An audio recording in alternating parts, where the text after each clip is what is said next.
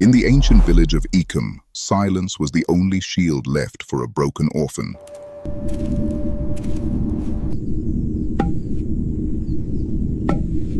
Day after day, Ada's tears watered the hard earth under the bitter malice of her kin. For where greed rules the compound, the innocent must bend until the living sun dies into the shadows.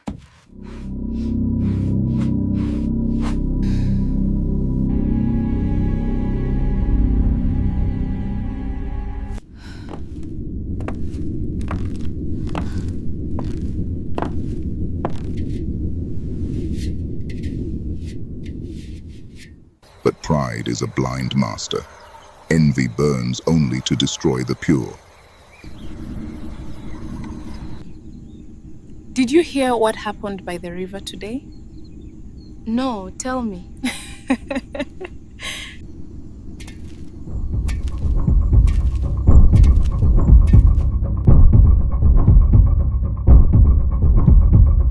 With a cruel blow, her aunt shattered the girl's water pot, handing her a cracked calabash. The wicked auntie declared that if it returned empty, Ada would sleep in the dirt with the wild dogs tonight. The forest of the forgotten does not welcome the living.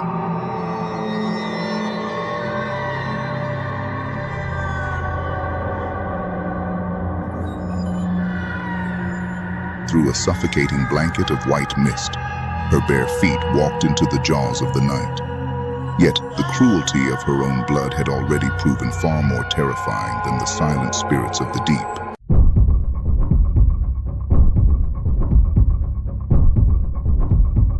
At the water's edge, the forbidden river boiled with ancient fury. A wicked house sent an orphan girl into the dark to be consumed by the wild.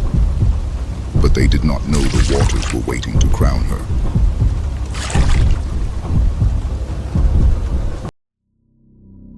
On the jagged stones of the forbidden bank, Ada found a creature of silver and gold, gasping for life in the heavy mist.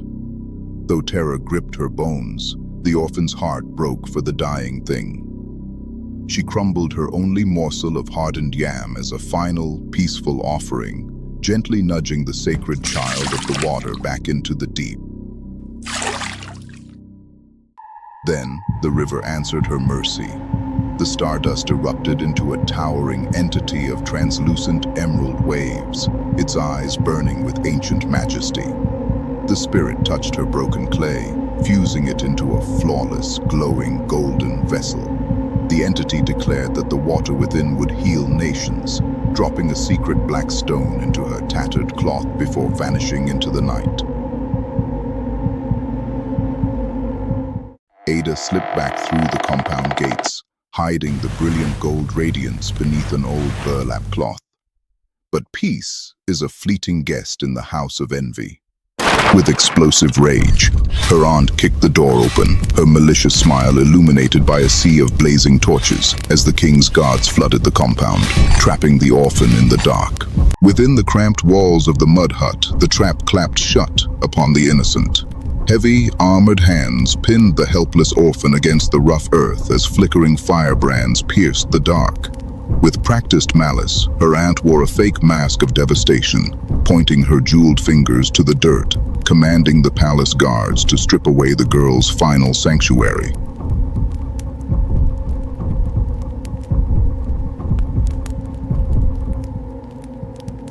Chaos spilled into the courtyard as a guard emerged, triumphantly hoisting a stolen royal ring planted by malice. The wicked aunt smirked in ultimate victory, but the darkness was suddenly shattered. Ripping the burlap away, a second soldier uncovered the hidden calabash, releasing a forbidden, blinding wave of emerald gold light that completely conquered the fire of the torches.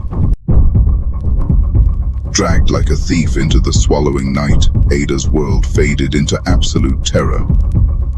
The guards marched onward, carrying their stolen prizes, entirely blind to the true anomaly beneath the cloth. Deep within her faded wrapper, the ordinary black stone awoke, burning with a blinding, white-hot fury that tore through the fabric to cut the darkness of the night. Under the blazing eye of the midday sun, The grand palace square stood packed with hundreds of silent witnesses. There, kneeling in the dust, the orphan faced the heavy throne of judgment, flanked by guards holding the planted royal ring and the glowing calabash. Her kin watched with smug, cruel smiles as the hulking executioner raised his heavy staff, signaling her eternal exile into the dark. But the ancestors do not sleep. At her waist, the hidden black stone shattered into silver stardust, rushing up her neck to fill her throat with cosmic light. Lifting her head proudly, she released a melody that froze the breath of hundreds. Her words radiated divine power, commanding the truth to be tested, leaving the king astonished and her enemies stumbling back in sudden, breathless terror. At the altar, greed met its ultimate reckoning. Forced forward by her panicked mother, Chisom reached out to touch the sacred golden vessel with total arrogance. But the moment her fingers made contact, dark energy snapped. Her elegant limbs twisted and warped, sprouting thick black fur into the paws of a beast. As she fell screaming in horror, her mother collapsed backward, entirely pale with terror. Total chaos erupted across the grand palace grounds as the realization of a failed plot set in.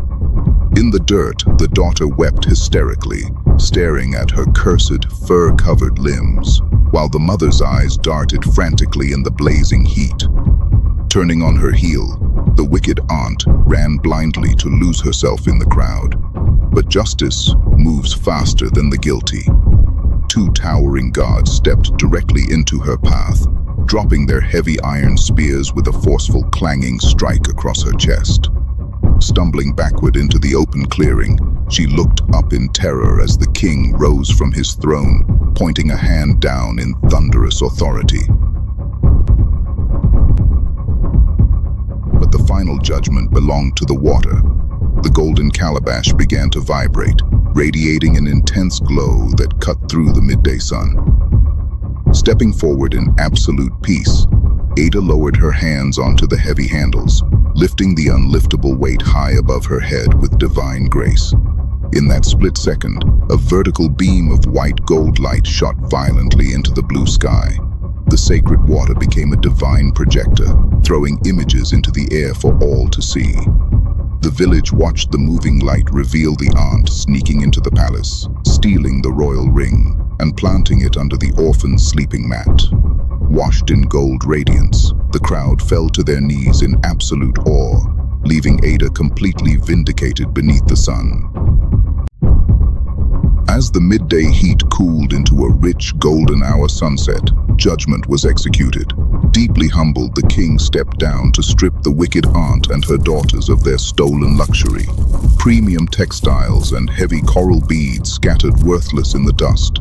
Clad in tattered rags, the weeping trio were driven by iron spears toward the dark forest of whispers, sealed away forever as the kingdom cheered.